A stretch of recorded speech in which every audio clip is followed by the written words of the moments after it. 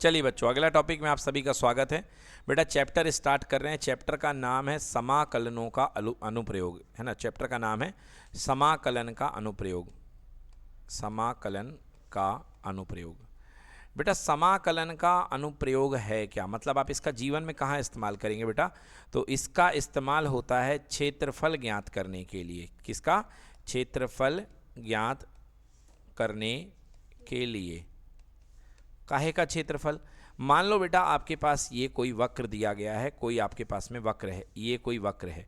इस वक्र का नाम है y बराबर एफ एक्स। वाई बराबर एफ एक्स। जैसे एग्जाम्पल यदि मैं बोलूँगा, आपके पास में एक ग्राफ दूंगा मैं आपको, ये देखिए, इस ग्राफ का नाम है y बराबर एक्स स्क्वायर प्लस 3। क्या नाम है इसका?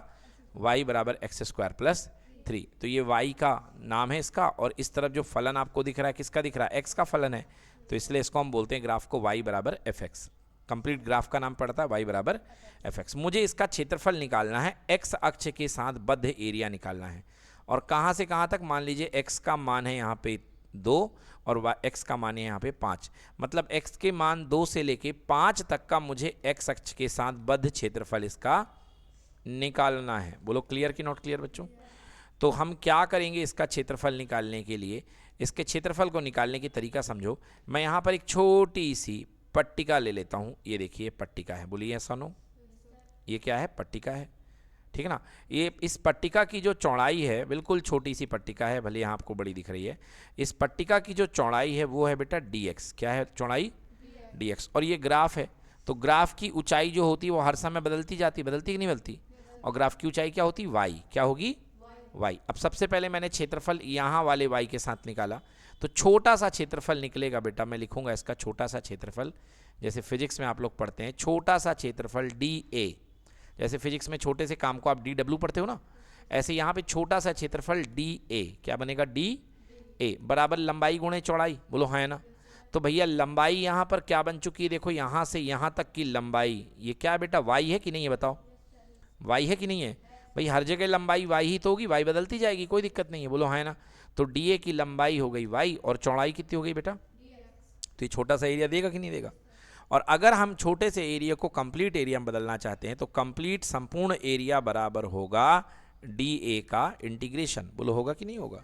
dA का इंटीग्रेशन। तो यहाँ पे मैं लिखूंगा संपूर्ण बद्ध क्षेत्रफल बराबर dA का मतलब क्या है?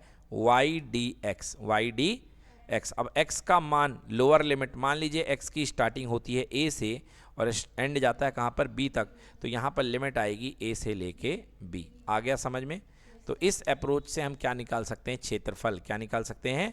क्षेत्रफल। किसी भी बद्ध क्षेत्र का क्षेत्रफल निकालने के लिए अगर आपको x अक्ष के साथ क्षेत्रफल निकालना है, तो उस फलन का आप समाकलन कर दीजिए दी गई लिमिट में a से लेके b में। क्लियर हो गया कि नहीं हो गया? तो ये आपका क्षेत्रफल आ जाएगा, ठीक है ना।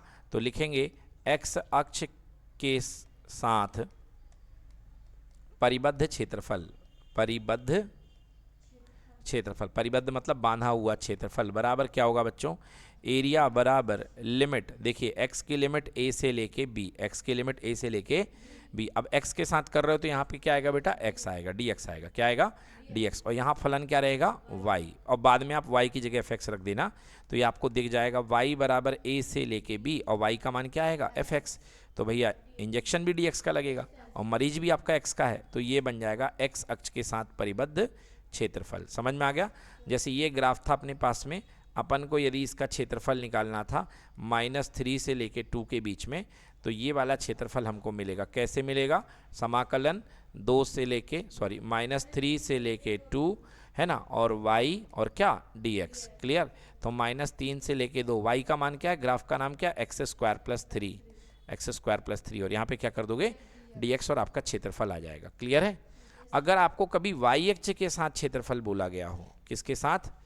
y अक्ष के साथ। देखिए जैसे ये है y अक्ष के साथ का क्षेत्रफल, आपको ये क्षेत्रफल निकालना है। अब दिख रहा है कि ये y अक्ष के साथ का क्षेत्रफल है, तो बेटा y की लिमिट का यूज होगा। तो y की लिमिट a से लेके क्या? b। तो ये जो क्षेत्रफल मिलेगा, अब आप dx नहीं करेंगे, अब आप क्या करेंगे? dy। क्या करेंगे? dy। और dy में y की लिमिट क्या रहेगी? a से लेके b तक, a से लेके b तक। और यहाँ पे क्या आएगा? x आएगा। क्यों? x जो बनेगा वो y का फलन बनेगा। किसका फलन बनेगा? y का। तो a से लेके b f y dy। समझ में आया? तो इस तरीके से बच्चों हम क्या निकालते हैं, क्षेत्रफल। ठीक है ना। चलिए आइए करते हैं एनसीईआरटी के कुछ सवाल देखते हैं।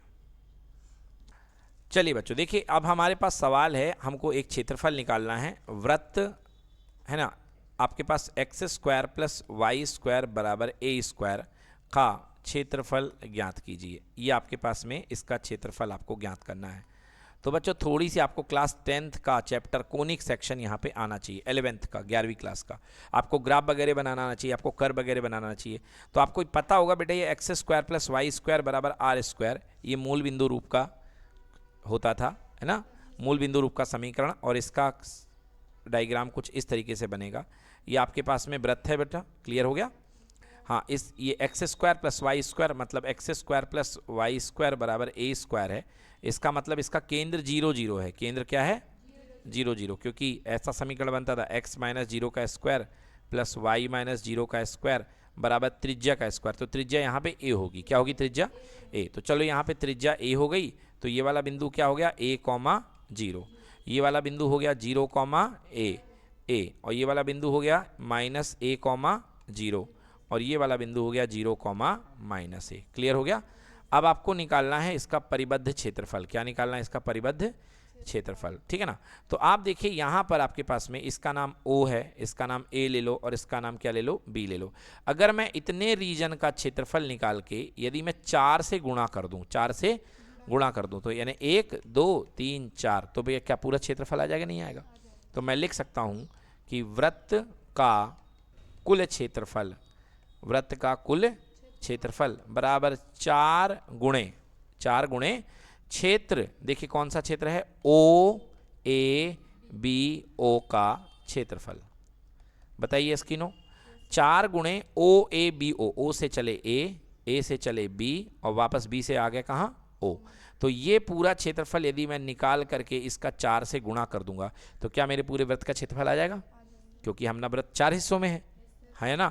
तो अभी हम एक हिस्से का क्षेत्रफल निकालेंगे और 4 से हम क्या कर देंगे, गुणा कर देंगे। तरीका वही है बेटा। यहाँ पर आप क्या करिए, एक छोटी सी लेंथ ले लीजिए जिसका नाम है dx। क्या नाम है जिसका, dx, है ना। तो dx नाम की एक हमने छोटी सी लेंथ ले ली। ये देखिए dx नाम की थोड़ी सी हमने चौड़ाई ले ली बेटा। ये चौड़ाई का कितनी है, इसकी चौड़ाई dx है कि नहीं है।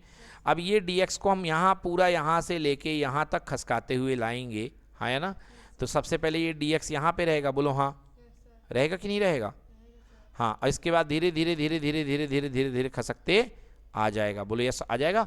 तो हम इसका क्षेत्रफल निकाल सकते हैं लंबाई गुणे चौड़ाई से। तो जैसा कि मैंने आपको बताया, बराबर 4 गुणे क्षेत्रफल। देखिए dx के अंतर्गत आपने अवकलन किया, यहाँ पे क्या आएगा आपका, y आएगा। क्या आएगा, क्यों आएगा y, क्योंकि fx का मान किसके इक्वल होता है, y के, और आपको यहाँ पे fx चाहिए तो y ही तो रखना पड़ेगा।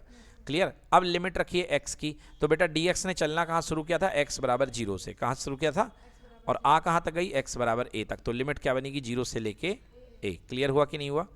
अब आइए यहाँ पर बस मान पुट कर देते हैं हम लोग, ठीक है ना।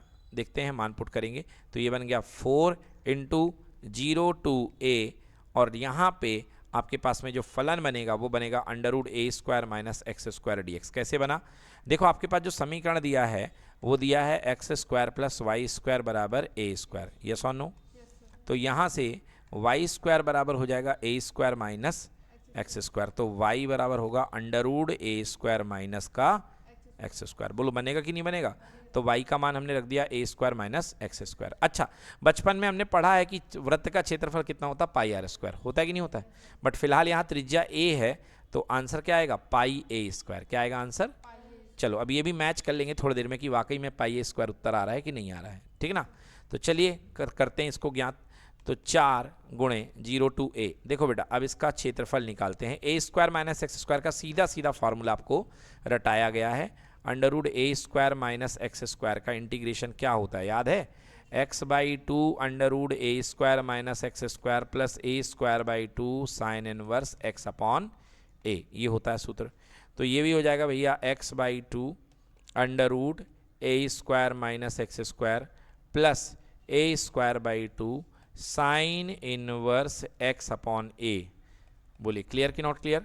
और यहाँ पे वैल्यू पुट कर दी लिमिट की 0 से लेके a। ओके, चलिए अब सॉल्व करते हैं। तो 4 अपर लिमिट सबसे पहले पुट करता हूं बच्चों। देखो ये अपर लिमिट वाला ब्रैकेट और ये कौन सा ब्रैकेट, लोअर लिमिट वाला, ठीक है ना। तो अपर लिमिट क्या है, ए है, क्या है बेटा, ए। तो देखो a/2 ब्रैकेट में a square minus a square, अरे वाह ये तो जीरो बन गया ना जीरो, क्योंकि a square minus a square करोगे क्या आ जाएगा, zero, plus a square by 2 sine inverse a upon a। ये हो गई अपर लिमिट, पूरी हो गई। अब लोअर लिमिट पुट करो, x की जगह पे जीरो, तो ये भी जीरो हो गया, और फिर साइन इनवर्स जीरो करोगे तो ये भी जीरो हो गया, मतलब टोटल कितना हो गया, जीरो हो गया। हुआ कि नहीं हुआ। अब 4, चलो भाई पुट कर दो, जीरो का खेल खत्म। सबसे पहले a square by 2 and all you know a से a कैंसिल हो गया, कितने बार, 1 बार। और भैया साइन की वैल्यू 1 कहाँ पे होती है, 90 डिग्री पे, यानी π/2 पे। कितने पे, π/2 पे। तो यहाँ पे आपने रख दिया π/2। ये दो दूनी कितना हो गया, 4, और ये भी कितना हो गया, 4। आंसर 4 से 4 कैंसिल, आंसर आ गया πa²। ये सो नो, तो बिल्कुल सही आ रहा है। देखिए त्रिज्या जब r होती है तो क्षेत्रफल बनता πr²। अब त्रिज्या यहाँ पर a है तो क्या बनेगा, क्षेत्रफल πa²। डन।